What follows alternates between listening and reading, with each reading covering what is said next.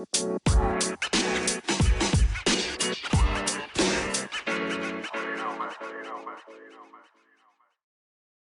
guys, welcome back to the show. I have my next guest on with us. And Joel, I'm really bad at names, so I'm going to try my best to pronounce your last name correctly, but I'm probably going to get it wrong. But I'm going to give it a try anyway.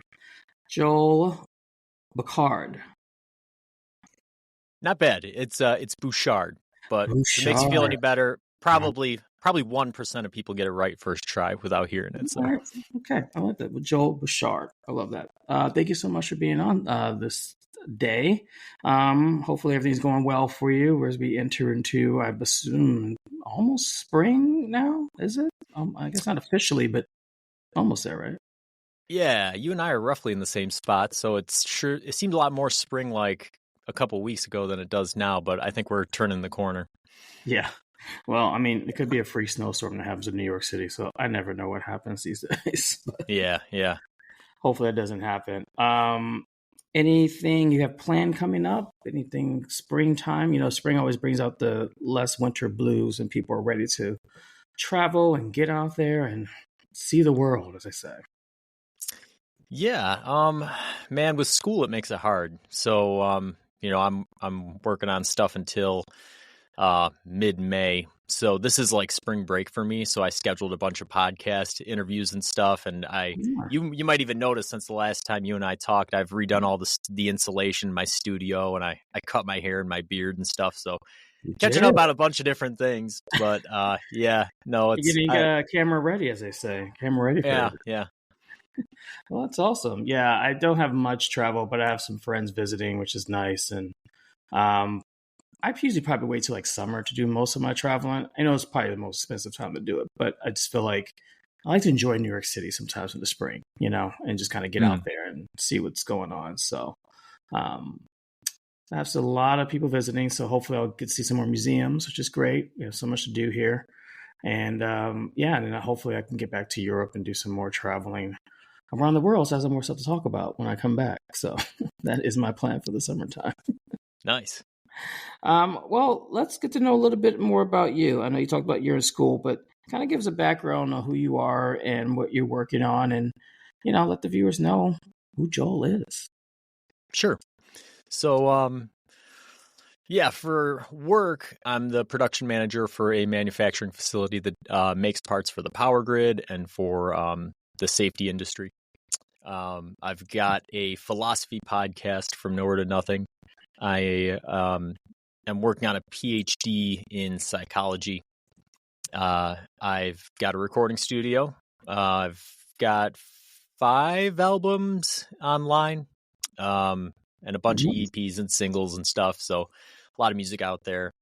And I just finished writing my first novel, which should be getting published this summer. So that's a summer thing I'm looking forward to. Part of the reason I was redoing all the insulation in my studio was to get it ready so I can record an audiobook version, right? I wanted to sound good.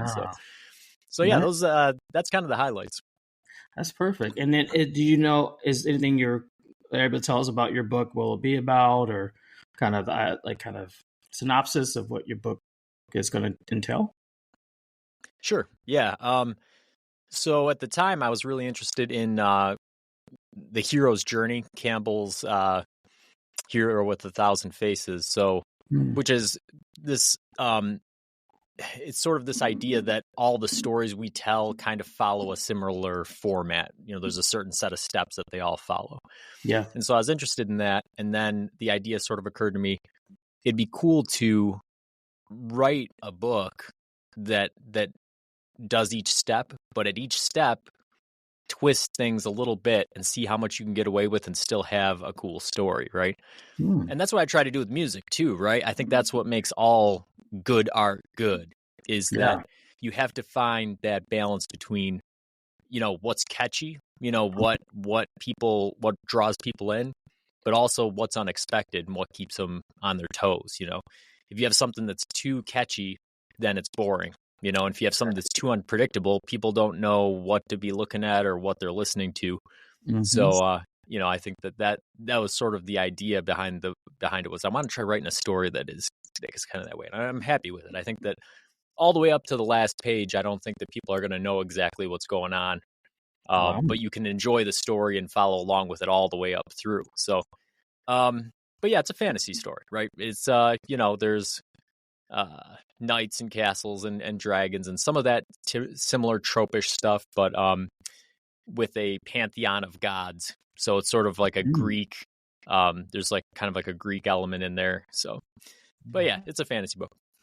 Oh, that sounds great. Are you gonna do like a book tour once it comes out, or kind of shop it around, or? Yeah, I'm gonna see if I can get it published. But I haven't given it much thought beyond that.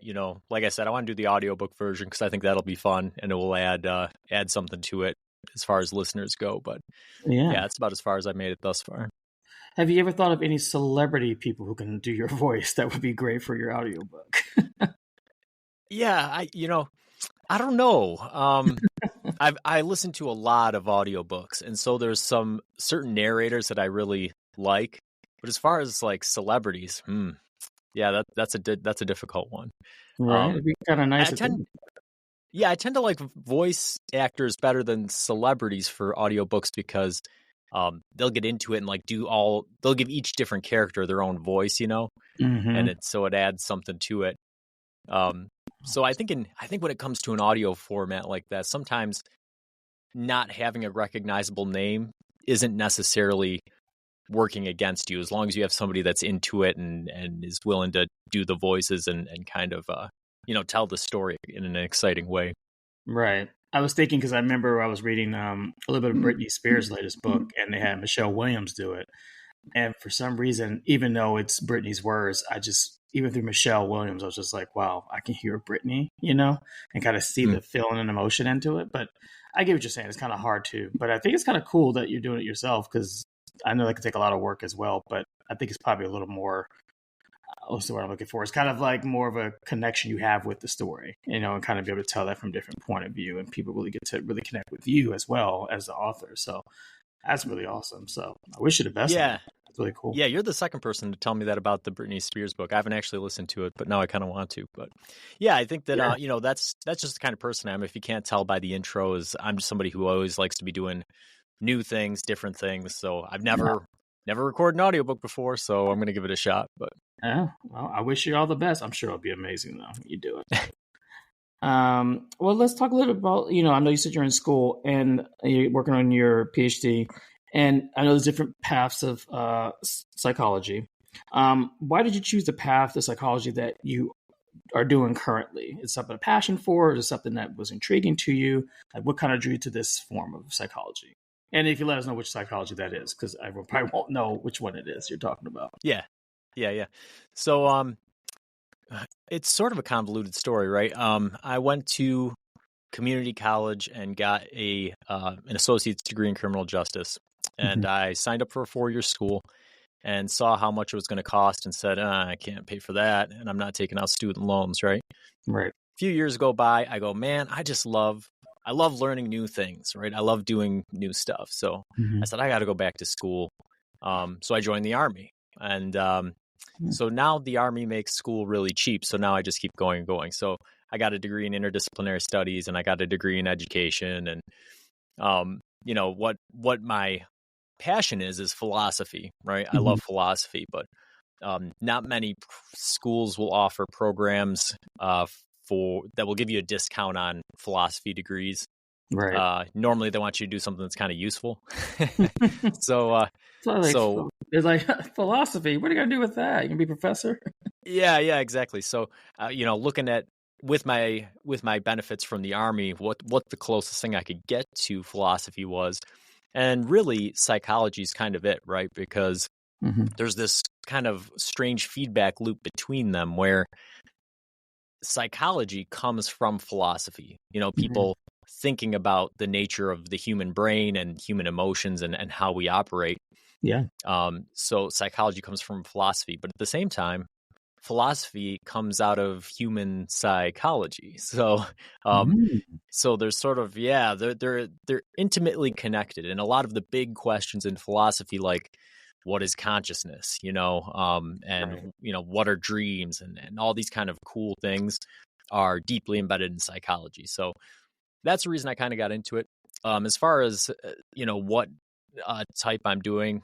At this stage, it's still pretty general.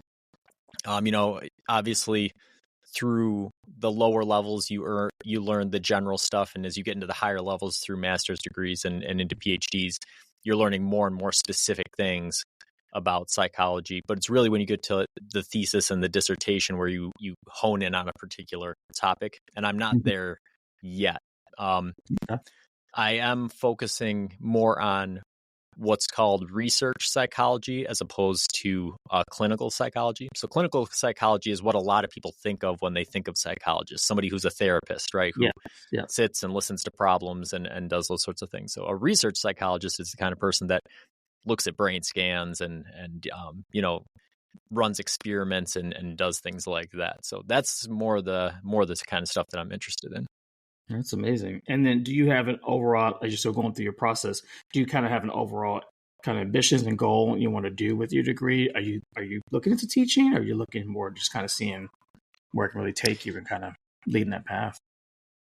Yeah, I just do it for fun.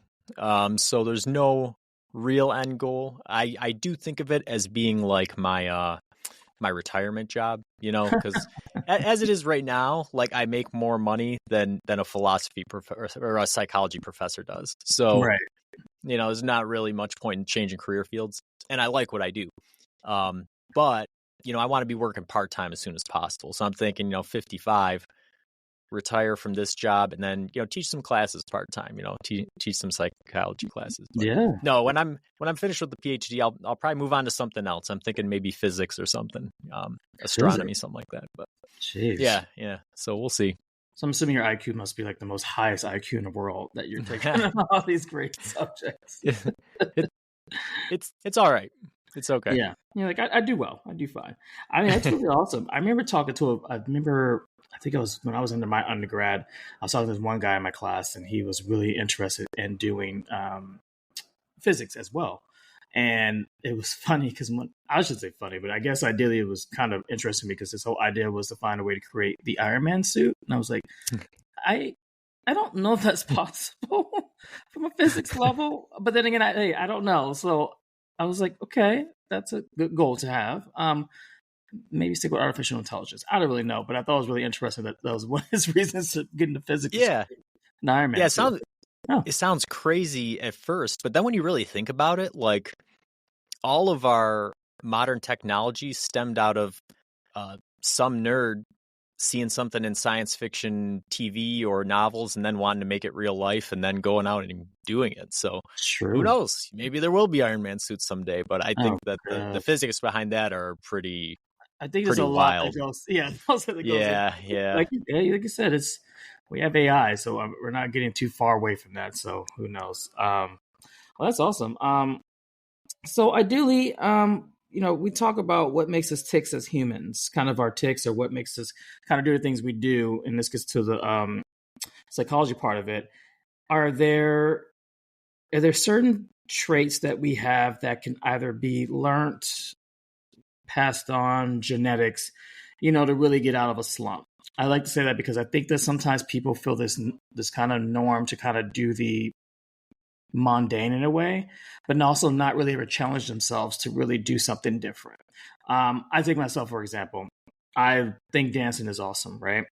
I think it'd be great. Obviously, I feel like if you don't have a background in dancing, you probably shouldn't be dancing at the age of 40. At some point, you might break something, But I do think at some point it would have been such a great thing to do. But ideally, I never kind of crossed over to that path of wanting to do it. It was always a thought or an idea. I figured I was supposed to go to school, kind of we talked about earlier, go to school, get a degree, get a job in finance, and then that's really it. Pay your bills, go travel here and there, but never really trend too far outside of your normalities. But then I think about imagination. I think about our thought process of like what could be. And is that necessarily, we talk about people are daydreamers. Is that necessarily like a bad thing for people to feel? Or is it something you can actually do to really challenge yourself to step out of the norm of what you normally do and really push yourself to a different level? I mean, is that actually possible? I mean, I know it's possible, but like, how do you really trigger that to make something that's, I guess, considered a dream a reality? Yeah, it's interesting, right?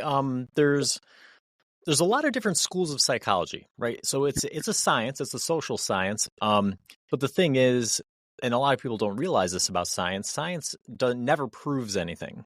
Mm, All it does is disprove things, right? And lend support for certain theories. So with psychology, there's a lot of different theories that are valid for answering similar questions. So it makes it sort of hard to pick between them. But right. so yeah, this idea of how much of it is in our genes, how much of it is learned, which is nature versus nurture, how Hmm. much of it is things that we can control versus how much of it is environmental and that sort of stuff. These are all open questions. But I'm a big believer in the fact that um, there is always things that we can do. And it's going to be hard, right? We do struggle against human nature, just our limitations as human beings. We struggle against our genes, the specific set of DNA that we got from our parents. We Right. struggle with our environment, and we struggle with the experiences that we've had. So all of those things are unique to the individual other than human nature, but that's a big one, right? Yeah. Part of being human is is what has been passed down through evolution, through natural selection, throughout history.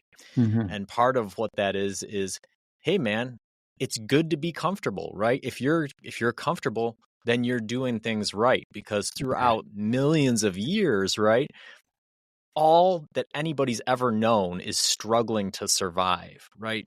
Struggling to eat, struggling to mate, struggling to sleep, struggling to find water, Right. struggle, right? So you come to associate this struggle with a bad things. Whereas, hey, if stuff's going good, right? If I've got enough to eat and everything's going nice, then I'm in a good spot. So I don't want anything to change. Hmm. Well, in a modern world, even the poorest of us, right? Most likely has a TV, most likely has an air conditioner, most likely can afford to eat at McDonald's, that sort of thing. So Hmm. by evolutionary standards, even the poorest of us is living like a king. So it's it's not in our conscious thought, but in our subconscious, in the back, the animal part of our brain, right? We're Right. going, hey, this is good. Like, don't go screwing it up, right? And Yes. so we have this attachment to security, Hmm. and that's what causes us to avoid taking big risks. And so I think that's a huge part of the puzzle, and part of the what's built into us to avoid that is fear of failure, right? Yeah. So we don't want to fail, and our brain will cant things to make that happen. So we're always geared to think of the future as being uh, worse than it might be, and the past as being not as bad as it was, Hmm. in order to sort of steer us in that direction of keeping the status quo, Right. and those sorts of things. So it's something that we all struggle with. I've certainly struggled with it, and I think that I'm getting better at it. The more things that I do, right? Because I'm always a newbie at something, right? Like I'm always doing something new. And so as a Yeah. result, I'm always constantly failing. I fail more than anybody that I know, right? Mhm. But what happens is the more you fail, the more comfortable you get with failing, and then the less you're afraid of it and the more likely you are to do new stuff. And so the more you get into that mindset, all of a sudden a few years down the road, you go, oh, hey, I've got an album, I've got a book, I've got a podcast, you've done some cool stuff. So Right. that's the best advice I can give, is just, you know, taking the little steps to overcome the fear of failure. That's usually the big one. Yeah, because I feel like that is a thing that a lot of people struggle with. It's that fear of like, yeah, okay, if I do this, I'm gonna be bad at it. But then if you think about it, at least I think in American history, for the most part, is out of failure comes the greatest triumphs. I mean, we fail multiple times, but we get back up. We do keep trying. We still keep pushing forward. And I think sometimes when you look at those failures, you can see where something might have went wrong, and then think of it in a more holistic view of like, hey, I may not have been good at this, but at least I learned something from that process. I don't know what I don't want to do, but maybe you can educate someone else on how to not go through these processes, or processes is the best way to say it. But it's like you said, it is hard. But I do think I want to say COVID changed a lot of that, because I do feel some people have really either pushed themselves a lot more to do more stuff, and really shaken themselves to really say, hey, our world is fragile and life is short. And then also being in your home for multiple months at a time, you really have time to reflect on yourself. And I think a lot of people had a time to really understand themselves, if they had certain levels of creativity. I know I had so many home projects I did for the last 6 months; it was ridiculous. But out of that, for me, it's like I went back to school, and really challenged myself. But it was more of like, you know, it, it's almost like things could be taken away from you at any time. So I think I always try to tell people when it comes to failure, as we mentioned, look at how things happen in the world. Pretty much failed and went through this whole horrible scenario that we went through, and this whole worldwide pandemic. But we're still here. Sadly, we lost some in the process, but for the majority of us, we are here. So now it's like, what do you do now that you are, and not that it's fully over, but like, how do you really move past this, and how do you keep going, to do better? Yeah. Yeah, and I think you hit it on the head. You said that really well. A quote that I like is, "You haven't failed until you've stopped failing." Right? If you're Mm-hmm. still failing, then it means that you still have a chance to succeed. So Yep. you know, and if you're taking each failure or each obstacle or hardship as a learning experience, and you stick with it long enough, eventually you will succeed. But yeah, the pandemic did highlight that on a global scale, the fragility of human life at the individual level, but also economies and other things at a global level. Yeah. And there's nothing like an experience like that that causes people to reflect on their lives. When things are going good, it's real easy to live like you're never going to die. Like this is just the way it's always going to be, right? But Yes. when things start going bad, all of a sudden you go, what am I doing? This is my only life. This is all I have. Like, what am Yeah. I doing with it? Absolutely. And, I try to challenge people to always be like, look at what you can do and where you are, and look at the things you can make a difference in. And if it's a small difference of changing the way you do something, like for me, I pretty much take the subway everywhere. I mean, that's a New York City thing to do, right? But after the pandemic, I was like, all right, maybe I'll start biking. And now it's become a new routine for me to like learn. So I've challenged myself to get out of the comfort zones of what I'm normal to, but add a new normal to what life is now. Um, and always putting yourself forward to the point of helping others in one way or another. Or rather, it could be as small as getting a coffee for the local homeless person you see, or maybe volunteering for shelters or for programs. I think it's funny because people think when you volunteer, it's a selfish act. You're doing it to make yourself feel better. But in reality, I mean, it could be that for some people, charitable donations and whatnot. But I think at the end of the day, I think you could take away from the fact that you felt like you've given something back.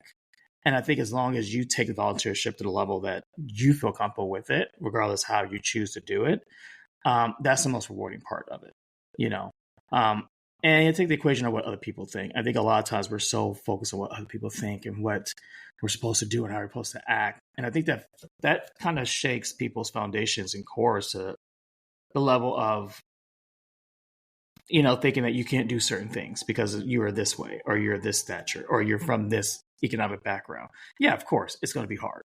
As we mentioned earlier, failure is hard, but not taking that chance, not breaking those barriers, not making those efforts, you're not going to see a change in anything. And that has been proven true as well with some people in entertainment, things in life and sciences and technologies. It's almost like you don't have a reason not to want to try and do it. Yeah. I think that talking about how the biggest problem is fear of failure. Well, really, you don't have anything. Failure is not scary unless you're worried about what people are thinking, right? Mm-hmm. And there's psychology to back this up. There's one particularly disturbing incident where in real life, a girl was murdered in the street, and she was screaming, she was yelling, and nobody helped her. Right.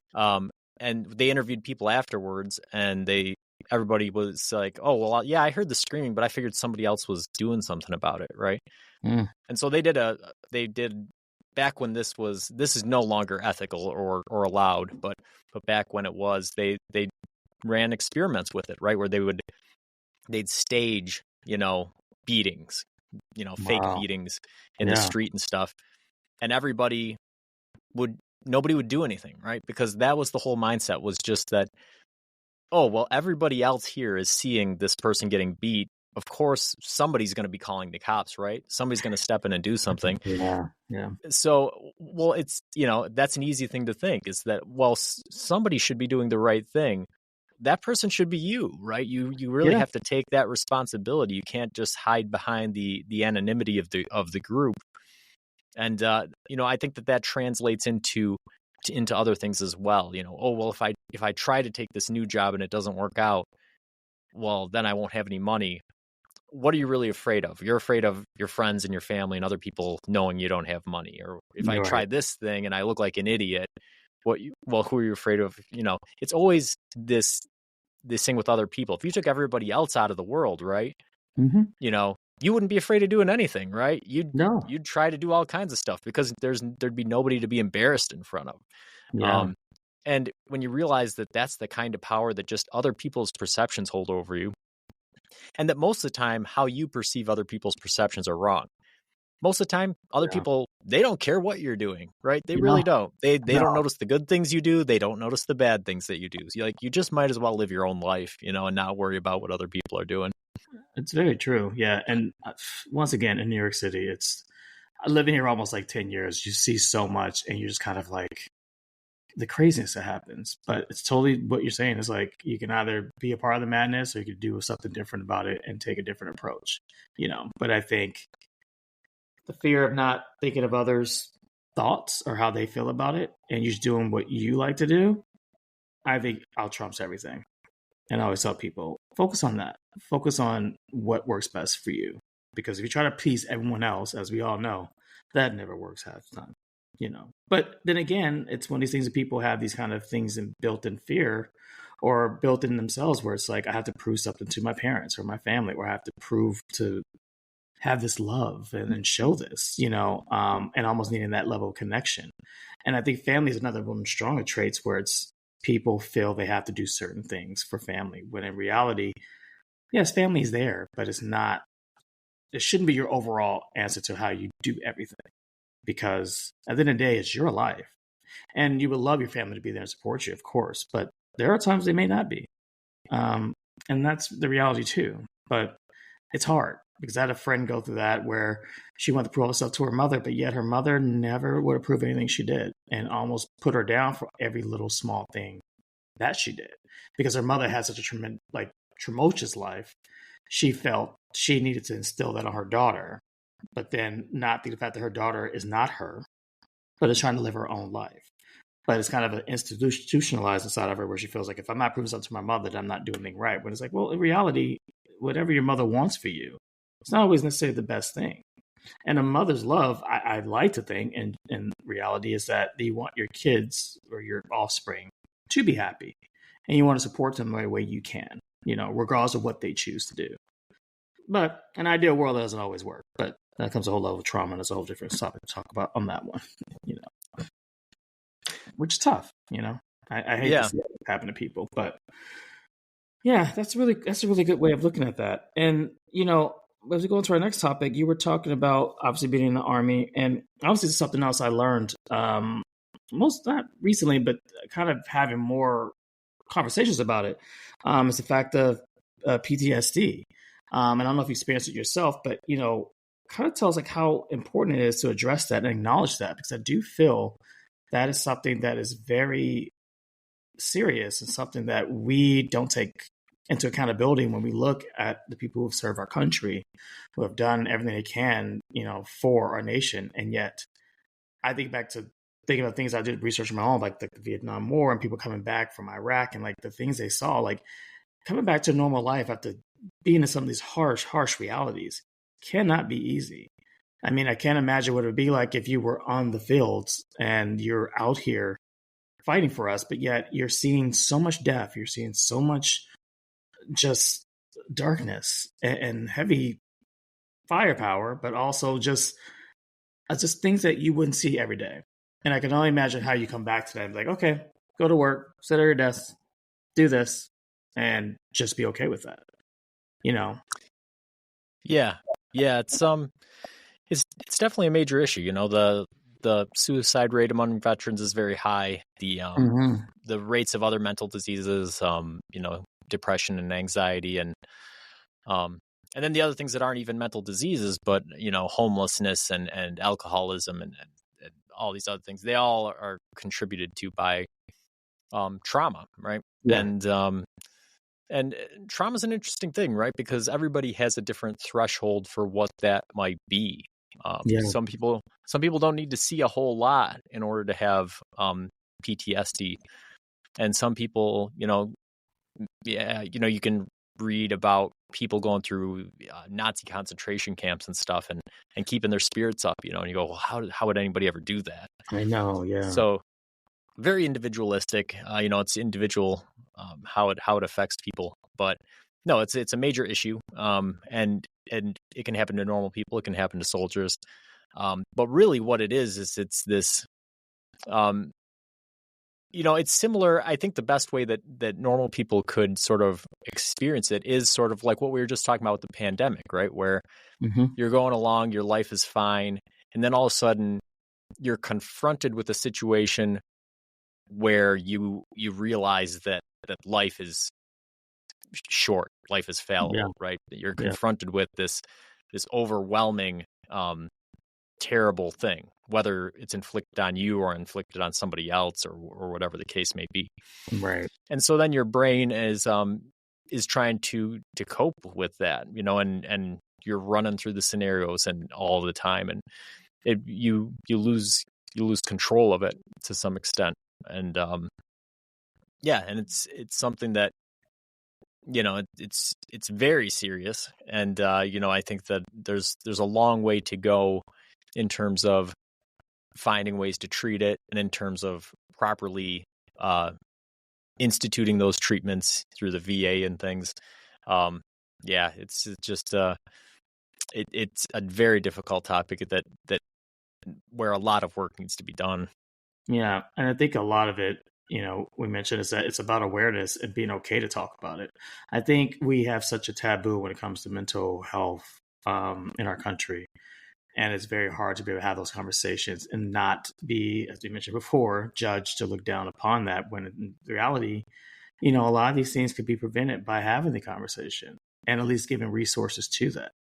You know, you would think over time that we have learned as a nation to really take hold of this and see what this has done to people, and not just actually not here in our nation, but also around the world, how it has impacted people on so many levels, and learn how to really give resources to really help for that.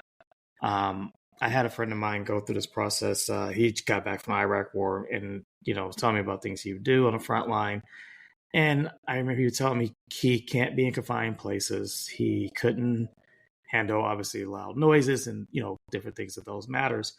And the one thing he said, you know, was with the VA, he says they gave him a little bit of resource here and there. He says, but the problem was that when he came back, people almost didn't understand what he went through, besides being like, oh, thank you for your service, you know, which is great and all to say, but never really tried to understand like what he went through. And he was afraid to, he's like, should I talk about it? What can I talk about? And he would tell me stories, and, you know, and nothing too crazy, but it was more of like, just to be like, some days I just don't know how I get up, you know? And I thought, see, if we just take the time to have these conversations and talk with people, that's that small municipal point of just being like, okay, I mean, I understand fully what you're going through, but like, hey, sometimes it's good to get off your back or talk about it. And eventually he ended up seeing a psychologist, and he ended up, you know, I think at some point he was taking medication, but he ended up doing a lot better and ended up doing a job in security, which obviously kind of fits him in a way. But it was a way of him to kind of build that barrier and understand it and really connect back to this civilian life that he had outside of the military. But he was saying it was so hard for him. I mean, his girlfriend, you know, his family, they didn't really want to talk about it, but it was like he just had to talk to someone. He finally found someone, and like I said, he's doing amazing now. But it's so hard. It was so sad to me to know that we're not really doing our part to really be here for these people and really give that lending voice of be able to talk about things and be okay with that. We just kind of want to stay in our narrow lanes and just be okay. But in reality, there's just much more that goes on, and we want to get so caught up in our politics of things. And yet that takes us nowhere half the time. Not that you shouldn't talk about politics, you shouldn't have an opinion or anything, but half the time you're just really arguing, debating with each other to not really have an end game of like really having a solution to anything, Yeah, and I think that problem is the same problem that goes along with the PTSD issue in a strange way, right? Because what it is it's only viewing things from your perspective, right? Yes, So the political issue, I mean, that's the whole problem, is that everybody knows what they believe and is unwilling to hear any argument or any solution that goes against that, right? Yeah. Which is not in the nature of public discourse, right? That's the whole point, is that we need to work together to get things done. Yeah. PTSD is kind of along the same lines, where if if you look at it as a whole, and I think part of the issue is the nomenclature, right? This idea of mental illness, right? That you're sick, right? Yes. Because if you're sick, you're unclean and you might have done something to catch it. That's not really what it is, right? PTSD, you underwent some kind of trauma that in most cases was not your fault. You had no say in it, right? So what do you have to be embarrassed about? Why should people treat you differently for something that you didn't have a hand in, right? So yeah, I there's a stigma around it that I think it is turning around, but slowly, right? So there's a lot of work to do there, and obviously there's a lot of work to do at the political level as well. But I think that everybody does well to just hear people out, right? I've got political beliefs, and I have talked with people who hold the opposite beliefs, right? And, I always just hear them out, hey, what, they say something. And even if it makes my blood boil, I'll say, oh, okay, well, why do you think that is? Okay, what do you think that does? Well, and if you just say that 3 or 4 times, that builds enough goodwill that when you say, well, don't you see this as being a problem? They're more likely to say, well, I hadn't thought of that, instead of just, hey, and calling you names or whatever, Yeah. But yeah, beating there it needs to down be your some. throat. Yeah, exactly. Yeah. Which hopefully we do get better about that. But as we go into this election year, I'm very scared we won't. But we shall see. Yeah. I like to hold hope that we will. I guess ideally back to the idea of philosophy. Is it still relevant in today's world? I mean, I'm pretty sure we see it in the background, but from your point of view, I mean, is it still relevant in our everyday lives, the things we do on a normal basis? Yeah, absolutely. I think that there's a lot of misconceptions about philosophy, right? There certainly was for me when I took my first course years ago in college. I just took it because I needed a credit. And I go, I don't know what philosophy is. Probably something to do with guys with big beards and dusty books that are mad at the world or whatever. Right. Then I took it and I realized, wow, this is really awesome. And now what I tell people is that philosophy is everybody's favorite topic. They just don't know it yet. Because what philosophy is it's at the root of everything, right? So it's your reason for believing the things that you do. And but it's more than just belief, right? Because belief can lead to conspiracy theory or anything else, right? Philosophy is the logical, rational explanation for your beliefs. So everybody has philosophies. Some people's are better thought out than others. But in every area, we have philosophies. That's what you and I have been talking about on this show, right? You ask me questions.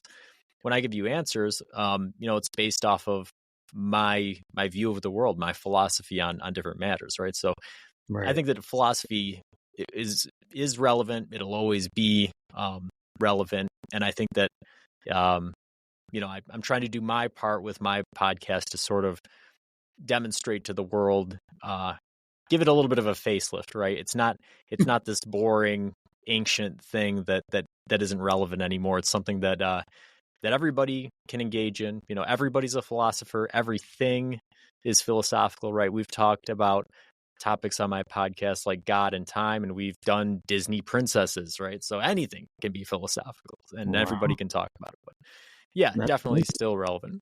Still relevant. Yeah, I have to agree with you. I do feel like sometimes I took a couple of philosophy classes in my degree program, and what I learned about it, and it kind of played into business, where it's kind of like you have these barriers of. I remember reading Nietzsche's, Beyond Good and Evil. It's the last book I read a while ago, and I thought to myself, yeah, we have this whole notion of what good and evil is, but do we ever talk about kind of the gray space that's there, And is someone inherently truly evil or truly good? Or are there things that make you evil because something is not a social norm? Obviously, murder is one of them, but think about on the other hand, if you're murdering in self-defense, oh, that's okay. So it's this level of understanding where things are and how social norms and how society plays things all together. That really questions me in like corporate America and how we do things, because it all comes. I think sometimes it comes down, especially in corporate America, comes down to greed. And not every company, but a good chunk of them. It's about how do I survive and how to do better than other men. And then we get the whole topic of like the economy as far as like how one person makes more money than the other person. And yes, there should be equal pay. We all know that. But there also should be this level where it's like being a billionaire is just ridiculously crazy to keep making billions, but yet the rest of the world is still struggling. And it's almost to the point of like, how much money do you need to survive? And as a level of greed, or is it a level of you protecting yourself and your wealth of generational wealth for your family? But then it comes out that they're like, what is a lot of money? What do you consider to be something that is a good number to say, hey, I have this money, I think I'll be okay forever, you know?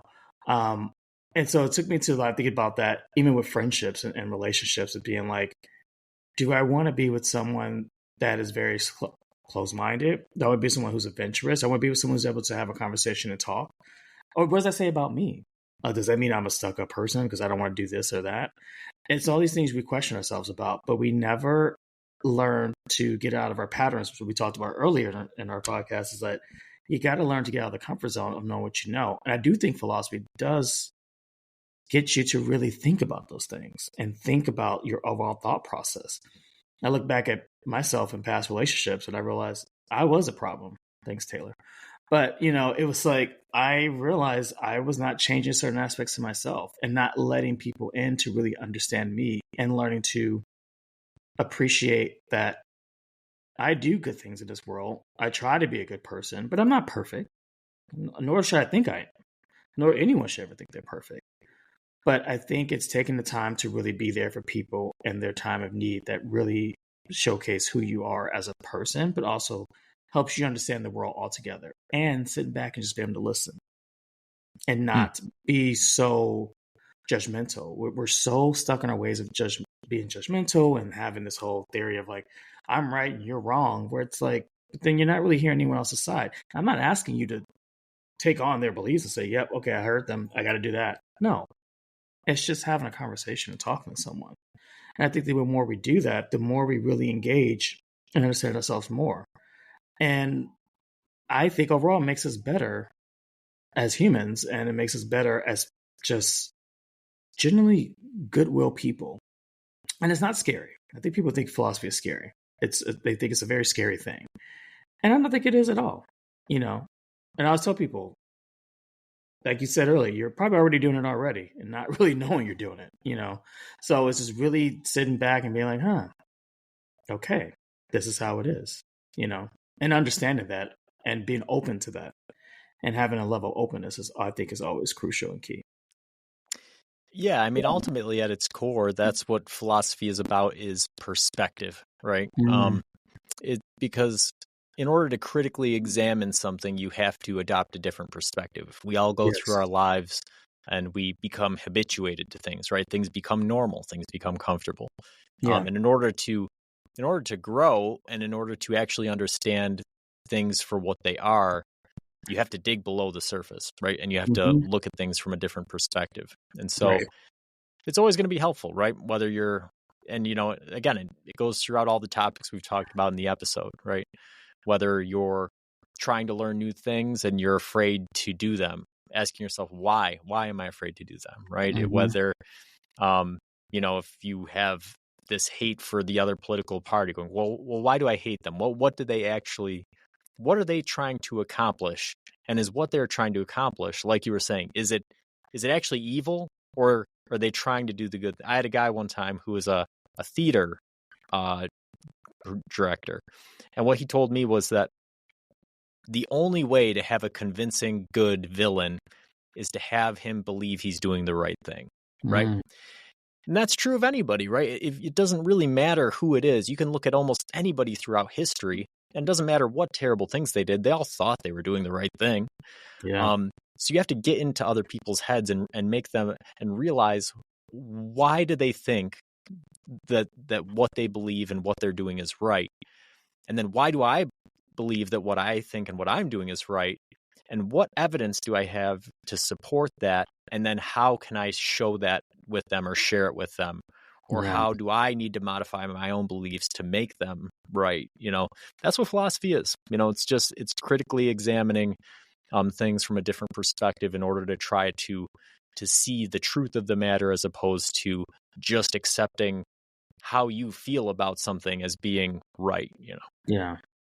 And that goes back to what I said earlier. Everyone wants to feel like they have to be right, but sometimes you don't have to be right. You also don't have to always talk all the time either, which is another podcast I talked about on that one, where we have a tendency to feel like we have to over talk and over explain stuff. And ideally, things can be more simple and less complex if we learn to get out of our own ways sometimes, which is not easy, but it really could be a lot better if we get better at that. That's good. Lastly, I think this is probably a good one that I like to have your advice on is, what does it mean to read the room? Because I've had so many friends who don't seem to understand there are certain places and spaces you go into. And what I mean by read the room is like knowing your audience pretty much. And how do you navigate small talk and stay engaged with others in conversation without A, being talked to death, B, being bored out of your mind, and C, not being too judgmental?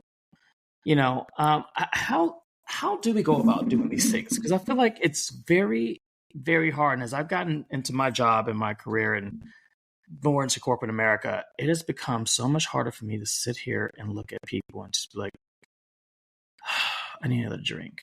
Or what are you talking about? Or like, what? Or like, how do you just like, oh, I gotta go to the bathroom. Oh, I'm taking a call, But you don't want to be rude. That's the sad part. You want to be engaging, you want to lead it, but at the same time, it's like people, once again, have this need to just want to talk so much about themselves. And you just sit there and just be like, what are you talking about? So what is your advice? I want to hear your opinion on it. What's the best way to read a room, to navigate small talk, and engage others in conversation? Okay. Yeah, this is an interesting one because I have the educational side of it, right? I'm working on psychology. But on a personal side, right, my wife and my best friends refer to me as the robot, right? They claim I have no emotions and that I don't care to make small talk and things. So take that for what it is. But what that boils down to is a desire, right?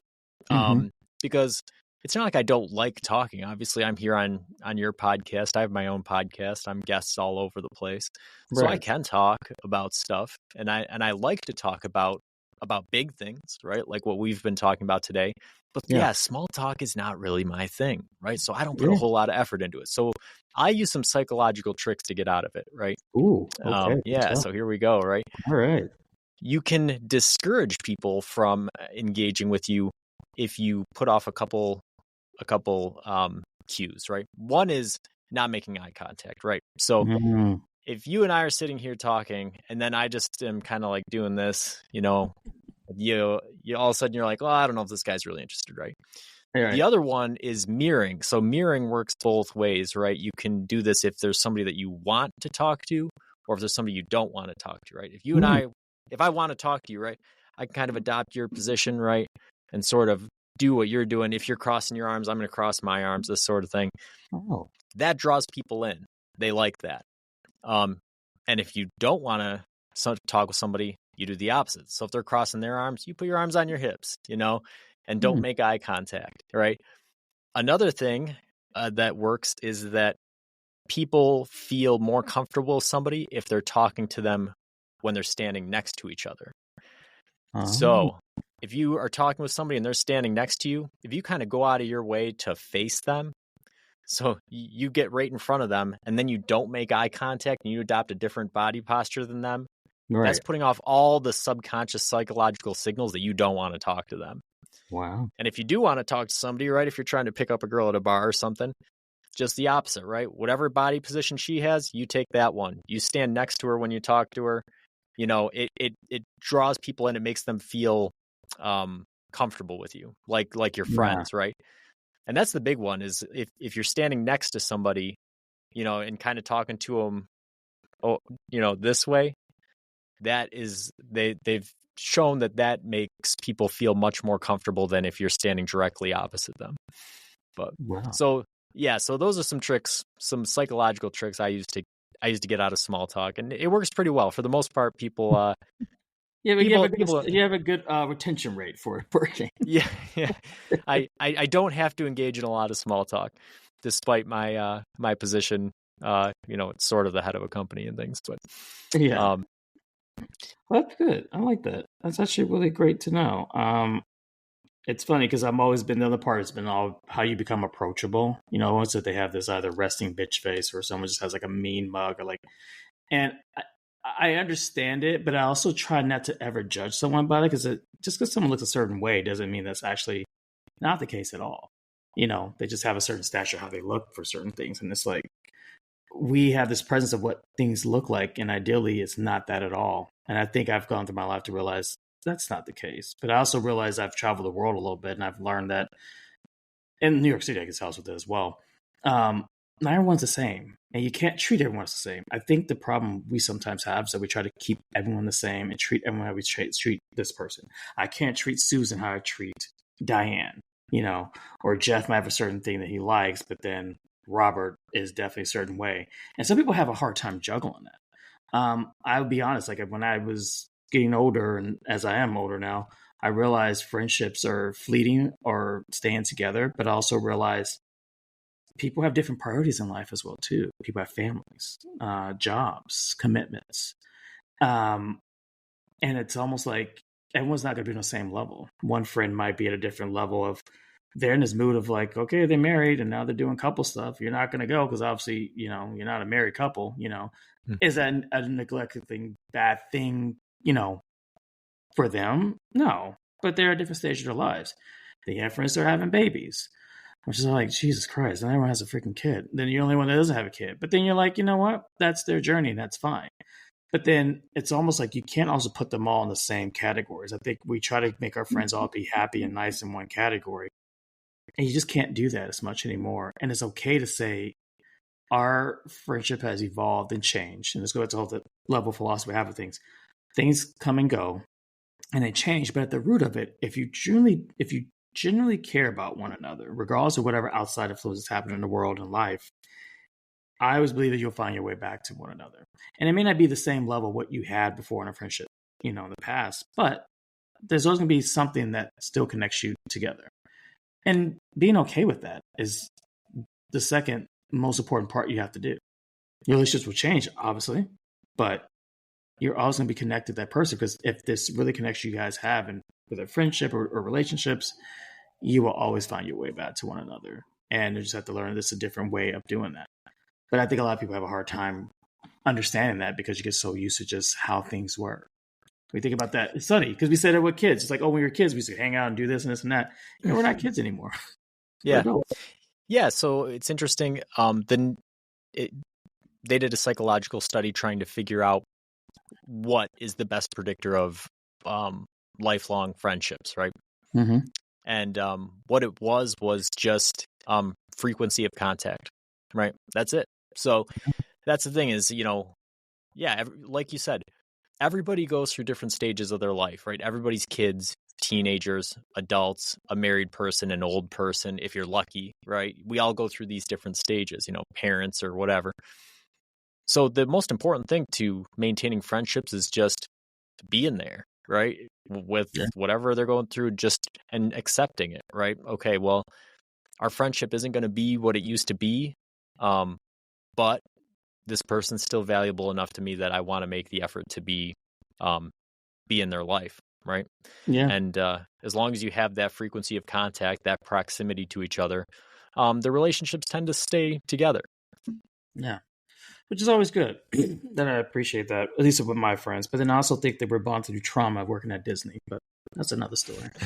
Well, this has been great. Thank you, Joel, so much for taking time, and I hope I didn't engage too much small talk with you. No, this has been a lot of fun.